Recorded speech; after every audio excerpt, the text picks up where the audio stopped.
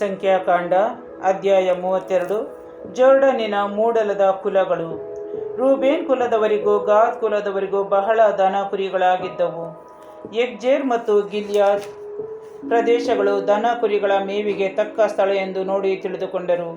ಮೋಶೆ ಮತ್ತು ಮಹಾಯಾಜಕ ಎಲ್ಲಾಜಾರಿವರ ಬಳಿಗೂ ಸಮಾಜದ ಮುಖಂಡರ ಬಳಿಗೂ ಅವರು ಬಂದು, ಸರ್ವೇಶ್ವರ ಸ್ವಾಮಿ ಇಸ್ರಾಯೇಲರಿಗೆ ಅಧೀನಪಡಿಸಿರುವ ಈ ಪ್ರದೇಶ ಅಂದರೆ ಆಟಾರೋತ್, ದೀಬೋನ್, ಯಗ್ಜೇರ್, ನಿಮ್ರಾ, ಹೆಷ್ಬೋನ್, ಎಲೆಯಾಲೆ, ಸೇಬಾಮ್, ನೆಬೋ, ಬಿಯೋನ್ ಎಂಬ ಪಟ್ಟಣಗಳನ್ನು ಒಳಗೊಂಡ ಈ ಪ್ರದೇಶ ದನ ಕುರಿಗಳ ಮೇವಿಗೆ ಹುಲುಸಾದ ಪ್ರದೇಶ. ನಿಮ್ಮ ದಾಸರಾದ ನಮಗೆ ಬಹಳ ದನ ಕುರಿಗಳಿವೆ.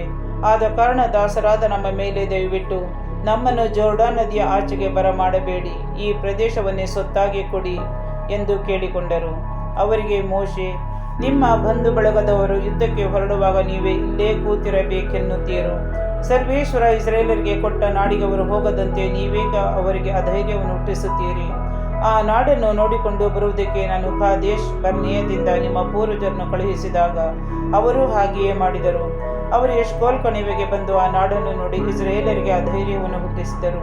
ಆದ್ದರಿಂದ ಇಸ್ರಾಯೇಲರು ತಮಗೆ ಸರ್ವೇಶ್ವರ ವಾಗ್ದಾನ ಮಾಡಿದ ನಾಡಿಗೆ ಹೋಗಲೇ ಇಲ್ಲ. ಆಗ ಸರ್ವೇಶ್ವರ ಕೋಪಗೊಂಡರು. ಈಜಿಪ್ಟ್ ದೇಶದಿಂದ ಹೊರಬಂದ ಈ ಜನರಲ್ಲಿ ಕೆನೀಜಿಯನಾದ ಯೆಫುನ್ನೆಯ ಮಗ ಕಾಲೇಬನು ಮತ್ತು ನೂನನ ಮಗ ಯೆಹೋಶುವನು ಇವರಿಬ್ಬರೇ ಹೊರತಾಗಿ ಯಾರೂ ನನ್ನನ್ನು ಪೂರ್ಣ ಮನಸ್ಸಿನಿಂದ ಅನುಸರಿಸದೇ ಹೋದರು. ಆದ್ದರಿಂದ ಈ ಜನರ 20 ವರ್ಷ ಮತ್ತು ಅದಕ್ಕೆ ಮೇಲ್ಪಟ್ಟ ವಯಸ್ಸಿನವರಲ್ಲಿ ಅವರಿಬ್ಬರೇ ಹೊರತಾಗಿ ಬೇರಾರು ಅಬ್ರಹಾಂ, ಇಸಾಕ್ ಮತ್ತು ಯಾಕೋಬರಿಗೆ ನಾನು ಪ್ರಮಾಣ ಪೂರ್ವಕವಾಗಿ ಕೊಟ್ಟ ನಾಡನ್ನು ನೋಡುವುದೇ ಇಲ್ಲ ಎಂದು ಖಂಡಿತವಾಗಿ ಹೇಳಿದರು.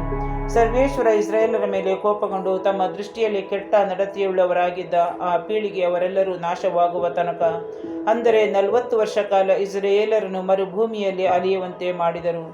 ಈಗ ಈ ದುಷ್ಟ ಪೀಳಿಗೆಗೆ ಸೇರಿದವರಾದ ನೀವು ನಿಮ್ಮ ಪೂರ್ವಜರಿಗೆ ಬದಲಾಗಿ ಬಂದು ಇಸ್ರಾಯೇಲರ ಮೇಲಿದ್ದ ಸರ್ವೇಶ್ವರನ ಕೋಪಾಗ್ನಿಯನ್ನು ಮತ್ತಷ್ಟು ಹೆಚ್ಚಿಸುತ್ತಿದ್ದೀರಿ. ನೀವು ವಿಧೇಯರಾಗಿ ನಡೆಯದೆ ಹೋದರೆ ಸರ್ವೇಶ್ವರ ಈ ಜನರನ್ನು ಇನ್ನೂ ಮರುಭೂಮಿಯಲ್ಲೇ ಇರಿಸುವರು. ಈ ಸಮಸ್ತ ಜನಾಂಗದ ನಾಶಕ್ಕೆ ನೀವೇ ಕಾರಣರು ಆಗುವಿರಿ ಎಂದರು. ಆಗ ಅವರು ಮೋಶೆಯ ಬಳಿಗೆ ಬಂದು, ಇಲ್ಲಿ ನಮ್ಮ ದನ ಕುರಿಗಳಿಗೆ ದೊಡ್ಡಿಗಳನ್ನು, ನಮ್ಮ ಕುಟುಂಬಗಳಿಗೆ ಊರುಗಳನ್ನು ಕಟ್ಟಿಕೊಳ್ಳುತ್ತೇವೆ. ಆದರೆ ನಾವು ಇಸ್ರಾಯೇಲರನ್ನು ಅವರವರ ಸ್ಥಳಗಳಿಗೆ ಸೇರಿಸುವ ತನಕ ಯುದ್ಧಕ್ಕೆ ಸನ್ನದ್ಧರಾಗಿ ಅವರ ಮುಂದೆಯೇ ನಡೆಯುತ್ತೇವೆ. ಅಷ್ಟರಲ್ಲಿ ನಮ್ಮ ಕುಟುಂಬಗಳವರು ಕೋಟೆ ಕಟ್ಟಿದ ಊರುಗಳಲ್ಲಿ ವಾಸಿಸಲಿ, ಏಕೆಂದರೆ ಈ ನಾಡಿನ ನಿವಾಸಿಗಳಿಗೆ ಭಯವಿದೆ. ಇಸ್ರಾಯೇಲರು ಎಲ್ಲರೂ ತಮ್ಮ ತಮ್ಮ ಸೊತ್ತುಗಳನ್ನು ಸ್ವತಂತ್ರಿಸಿಕೊಳ್ಳುವ ಪರ್ಯಂತರ ನಾವು ನಮ್ಮ ಮನೆಗಳಿಗೆ ಹಿಂತಿರುಗುವುದಿಲ್ಲ. ನಮಗೆ ಜೋರ್ಡಾನ್ ನದಿಯ ಈಚೆ ಪೂರ್ವ ದಿಕ್ಕಿನಲ್ಲಿ ಸೊತ್ತು ದೊರಕಿದ್ದುದರಿಂದ ನಾವು ನದಿಯ ಆಚೆ ಎಲ್ಲಿಯೂ ಅವರೊಂದಿಗೆ ಸೊತ್ತನ್ನು ಅಪೇಕ್ಷಿಸುವುದಿಲ್ಲ ಎಂದರು. ಅದಕ್ಕೆ ಮೋಶೆ, ನೀವು ಈ ಮಾತಿನಂತೆ ನಡೆಯುವುದಾದರೆ ನಿಮ್ಮಲ್ಲಿರುವ ಯೋಧರೆಲ್ಲರೂ ಯುದ್ಧ ಸನ್ನದ್ಧರಾಗಲಿ. ಜೋರ್ಡಾನ್ ನದಿಯ ಆಚೆಗೆ ಹೋಗಿ ಸರ್ವೇಶ್ವರ ತಮ್ಮ ವೈರಿಗಳನ್ನು ಹೊರಡಿಸಿಬಿಟ್ಟು ಆ ನಾಡನ್ನು ಸ್ವಾಧೀನ ಮಾಡಿಕೊಳ್ಳುವ ತನಕ ಅವರ ಮುಂದೆ ಯುದ್ಧ ಮಾಡಲಿ. ತರುವಾಯ ನೀವು ಹಿಂತಿರುಗಿ ಬರಬಹುದು. ಆಗ ಸರ್ವೇಶ್ವರನ ಮುಂದೆ ಇಸ್ರಾಯೇಲರ ಮುಂದೆ ನಿರ್ದೋಷಿಗಳಾಗುವಿರಿ. ಮಾತ್ರವಲ್ಲ, ಈ ಪ್ರದೇಶ ಸರ್ವೇಶ್ವರನ ಸನ್ನಿಧಿಯಲ್ಲಿ ನಿಮಗೆ ಸೇರಿದ ಸೊತ್ತಾಗುವುದು. ನೀವು ಹಾಗೇನಾದರೂ ಮಾಡದೆ ಹೋದರೆ ಸರ್ವೇಶ್ವರಿಗೆ ವಿರುದ್ಧ ಪಾಪ ಮಾಡಿದವರಾಗುವಿರಿ.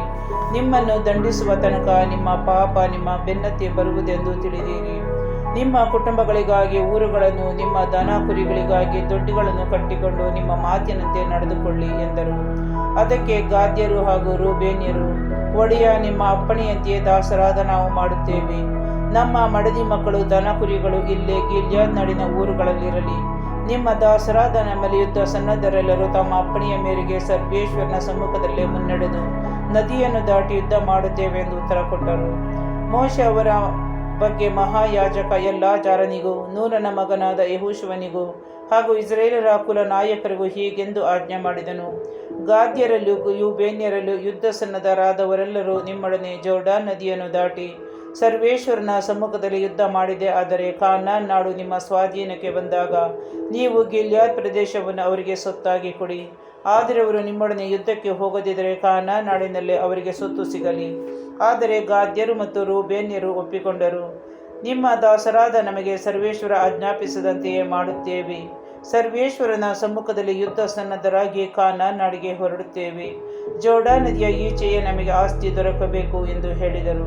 ಹೀಗೆ ಮೋಶೆ ಗಾದ್ಯರಿಗೂ ರೂಬೇನ್ಯರಿಗೂ ಹಾಗೂ ಜೋಸೇಫನ ಮಗನಾದ ಮನಸ್ಸೆಯ ಕುಲದ ಅರ್ಧ ಜನರಿಗೂ ಆ ಮೋರಿಯರ ಅರಸನಾದ ಸಿಹೋನನ ರಾಜ್ಯವನ್ನು, ಬಾಷಾನಿನ ಅರಸನಾದ ಓಗನ ರಾಜ್ಯವನ್ನು, ಅವುಗಳ ಎಲ್ಲ ಊರುಗಳನ್ನು ಮತ್ತು ಆ ಊರುಗಳಿಗೆ ಸೇರಿದ ಎಲ್ಲ ಭೂಮಿಗಳನ್ನು ಕೊಟ್ಟನು.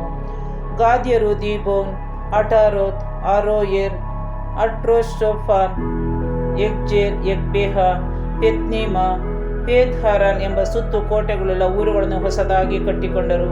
ತಮ್ಮ ಆಡು ಕುರಿಗಳಿಗಾಗಿ ದೊಡ್ಡಿಗಳನ್ನು ಕಟ್ಟಿಕೊಂಡರು.